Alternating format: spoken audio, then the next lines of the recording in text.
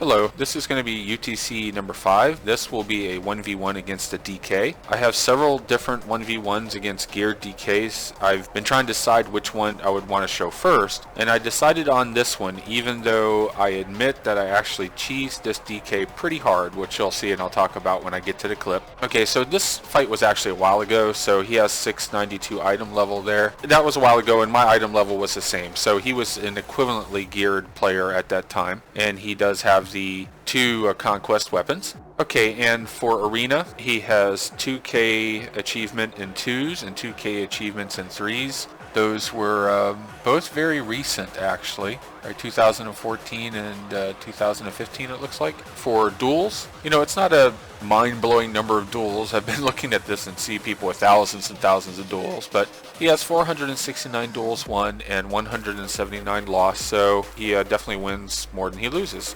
Let's go ahead and take a look at the clip, and I'll explain how I cheesed this DK and explain why I chose to use this clip first.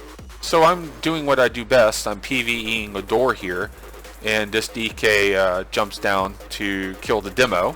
What I do here is I target the DK, and I am keeping track of his buff usage, and you can see right here on the left he's used Rapid Adaptation, that's his trinket, and Pillar of Frost. So he's popped his DPS macro on the demo. I am going to track Pillar of Frost. I don't have it set up and tell me when, but if you look up here in his portrait, I am kind of circling around Pillar of Frost. That's the Pillar of Frost buff right there, and there's his trinket buff. Now I am going to keep an eye on those. I am going to wait until they're down, and then I'm going to jump out of the demo and fight them. And the reason why I decided on this clip is because I wanted to stress how important Pillar of Frost is for DKs. It's important for the damage they do and the healing that they do. Now, Pillar of Frost does have a short cooldown. It's a 1-minute cooldown, and it does have a lengthy duration. It lasts 20 seconds. So it is up quite often for DK, but I am going to cheese this DK because I'm going to wait for it to drop, and then I'm going to come down, and then I have 40 seconds that I can fight him before he has Pillar of Frost back up to do his big burst or to do his big healing. Okay, so I'm just being patient,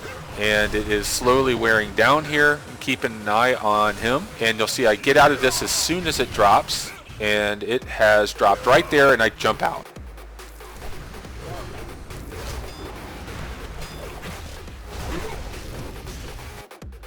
Okay, so I stun him here. One of the bad things about fighting DK is that they have so many stun breaks. You know, they have the trinket if they have trinket, or every man for himself if it's human. Not in this case, obviously.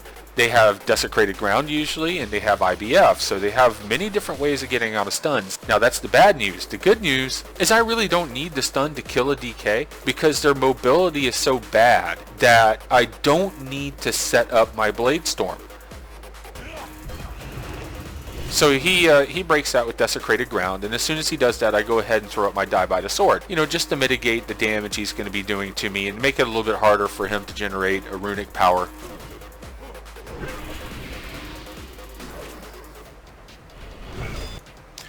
Okay, so he pulls me in there, and I actually wasn't paying attention here. Let me go back a little bit and see. Actually, yeah, I just went back. See, he has a Killing Machine proc there, and what he is going to do here is, you see what he does? He has the Killing Machine proc. He's going to pull me so he gets the Morbid Strike buff, and then he has the guaranteed crit on his Frost Strike. Experienced DKs will do this, right? They wait until they have that proc. 2-set bonus, I think it is. The 2-set bonus gives you the extra damage when you do your pull. You know, that's good play on his part.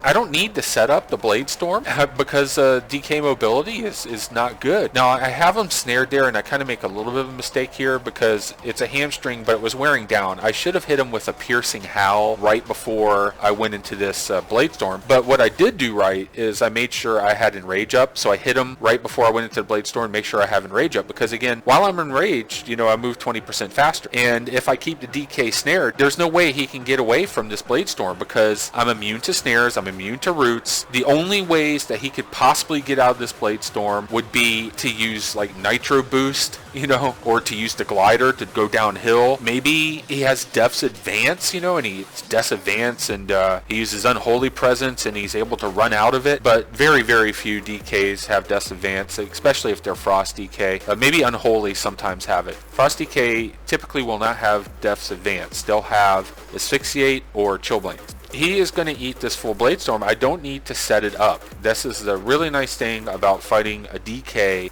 when you're using this build, right, and you're depending on Blade Storm to do a bunch of damage.